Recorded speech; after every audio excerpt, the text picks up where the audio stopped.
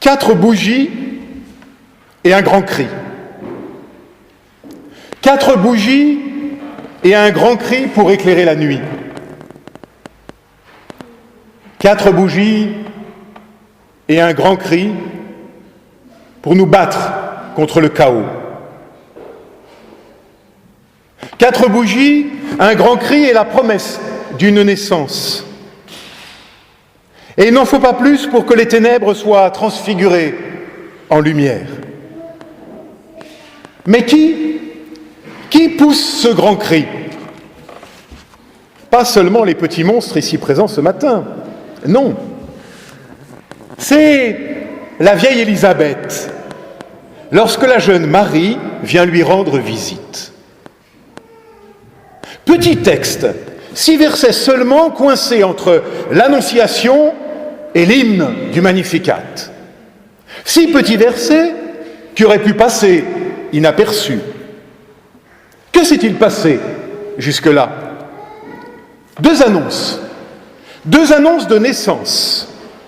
Une pour la vieille Élisabeth, qui avait donc passé l'âge, et l'autre pour Marie, qui n'avait pas encore tout à fait l'âge, en tout cas rien fait pour que cela survînt. Ce texte, comme le note Emmanuel de Bary, l'autre vice-président du Conseil national, est comme une borne. C'est le passage de relais entre l'Ancien Testament et le Nouveau Testament. Élisabeth est, en quelque sorte, la dernière femme de l'Ancien Testament. Et elle est grosse du dernier prophète, celui-là même qui va préparer le ministère de Jésus. Et puis Marie, dont nous ne savons rien, sinon qu'elle est enceinte de cet enfant qui devient, dès cet instant, la seule référence possible désormais pour nous. Et c'est donc là, à ce moment-là, que tout bascule, que le monde bascule, précise mon ami Emmanuel. Et que se passe-t-il? Rien, ou presque rien. Ce qui est étonnant, c'est que ce sont justement 2 femmes, dans un monde d'hommes, qui vont donner sa chance à la parole. 2 femmes qui, d'un testament à l'autre, se tendent la main pour que la parole de Dieu s'accomplisse. Et qu'est-ce qui permet cela? Une rencontre. Rencontre entre 2 femmes dans un monde d'hommes. Reconnaissance de 2 enfants pas encore vraiment nés. La visite de Marie à Élisabeth, et le texte est d'importance, préfigure la visite que Dieu rend à l'humanité.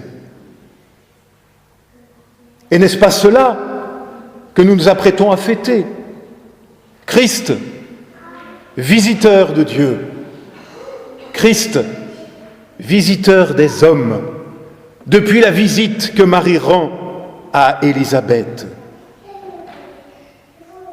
Oui, ma sœur, mon frère,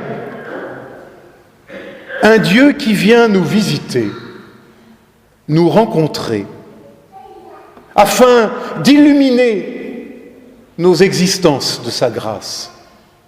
Nous croyons spontanément que c'est à nous d'aller à lui, mais que nenni, c'est lui qui vient à nous seulement d'apprendre à le recevoir, à l'accueillir.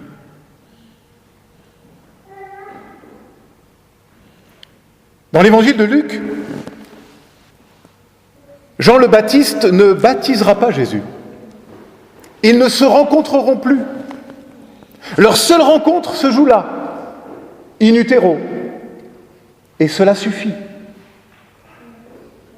Et c'est la parole d'Élisabeth qui va révéler à Marie vraiment ce qu'elle est, ce qu'elle porte.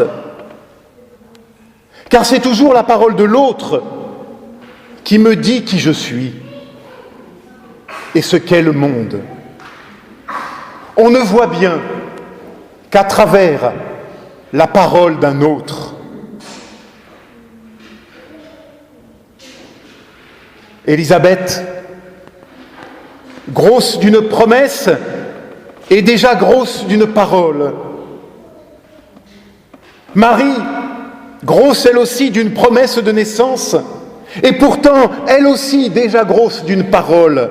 Et quelle parole! Marie est enceinte de l'Évangile, rien que ça. Allez, je l'ose. Élisabeth et Marie sont les deux mères porteuses de la parole. Et c'est là, au cœur de cette rencontre, que résonne un grand cri. Élisabeth poussa un grand cri et dit. Arrêtons-nous sur ces quelques mots. L'expression, dans le grec du Nouveau Testament, est étrange et même unique à tout le Nouveau Testament. On ne retrouve cette expression nulle part ailleurs. On ne poussera plus jamais de grands cris comme celui d'Élisabeth. Pourtant, l'expression n'est pas complètement inconnue, car on la retrouve 5 fois dans la Septante. Vous savez, cette traduction en grec de l'Ancien Testament, réalisée au IIIe siècle avant Jésus-Christ. Mais chaque fois que l'on pousse un grand cri dans l'Ancien Testament, avec cette expression-là, très précisément, c'est devant l'Arche d'Alliance, pour décrire l'exclamation de joie du peuple qui célèbre la présence de Dieu au milieu de lui. Formidable indice que nous glisse ainsi Luc dans sa narration. Ainsi, si Élisabeth pousse ce grand cri, c'est parce qu'elle reconnaît en Marie la petite Marie, l'humble Marie, parce qu'elle reconnaît en Marie, donc, la nouvelle arche d'alliance, porteuse de la présence de Dieu dans le monde. L'arche d'alliance, littéralement la boîte d'alliance d'ailleurs, renfermait à l'origine, vous le savez, les tables de la loi, les 10 paroles de vie données par Dieu à Moïse. Et l'arche signifiait ainsi la présence de Dieu au milieu de son peuple. Présent dans la tente de la rencontre, du temps de sa période nomade, puis dans le temple de Jérusalem, avant d'être perdu ou détruit suite à la destruction du temple justement. Et c'est Marie. Marie qui est reconnue comme la nouvelle arche. Elle qui porte non plus les tables de la loi, mais l'évangile de la grâce. Non plus des tables de pierre, mais un fils de chair et de sang. Non plus quelque chose qui sera perdu, mais un fils donné, offert au monde et à chacun d'entre nous, jusqu'à Ernest lui-même ce matin. Et nous pourrions, d'une certaine façon, nous aussi crier d'un grand cri devant Ernest, car le voilà lui aussi désormais, par le baptême, porteur d'une présence autre qu'à lui-même, porteur de la présence même de Dieu, lui aussi appelé à se découvrir écrin d'une parole qui attend de naître à lui, de cette parole qui transfigure et qui illumine la vie, et dont nos 4 bougies de l'Avent ne sont que les pieux symboles. Amis, il faut que nous le sachions. C'est donc Ernest, mais c'est aussi toi, c'est aussi moi, c'est aussi nous qui devenons arche d'alliance à l'image de Marie, lieu de la présence d'un Dieu qui se révèle dans la fragilité d'une naissance. Hannah Arendt avait raison de dire que la naissance est le miracle qui sauve le monde et que l'expression biblique « un enfant nous est né » dit l'espérance et la foi dans le monde. Et c'est bien nous aussi, nous à notre tour, et même déjà Ernest, qui sommes gros d'une parole, enceinte d'évangile, d'une promesse à naître, d'une autre manière d'être au monde et aux autres, où la rencontre n'est plus à craindre, mais devient le lieu même du cri, de la présence, où la rencontre devient possible, où l'autre n'est plus à craindre, mais seulement à accueillir dans la dignité de sa différence.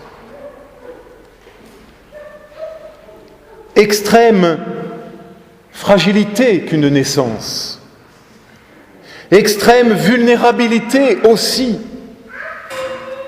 Et pourtant, nous n'avons désormais que cela pour affronter le chaos et avoir, comme le dit admirablement Maurice Bellet, et avoir ainsi la possibilité d'y dessiner un chemin. Je le cite.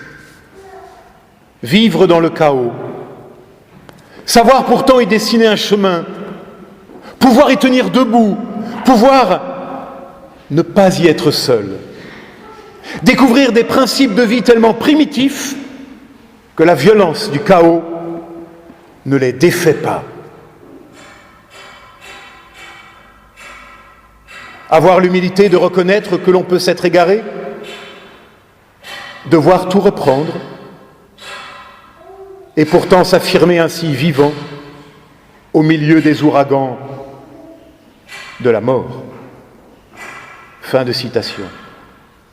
Et je rajoute, et cela par la seule force de l'écho de ce grand cri qui résonne de génération en génération jusqu'à nous, cela par la seule force d'une parole qui vient nous visiter. Amen.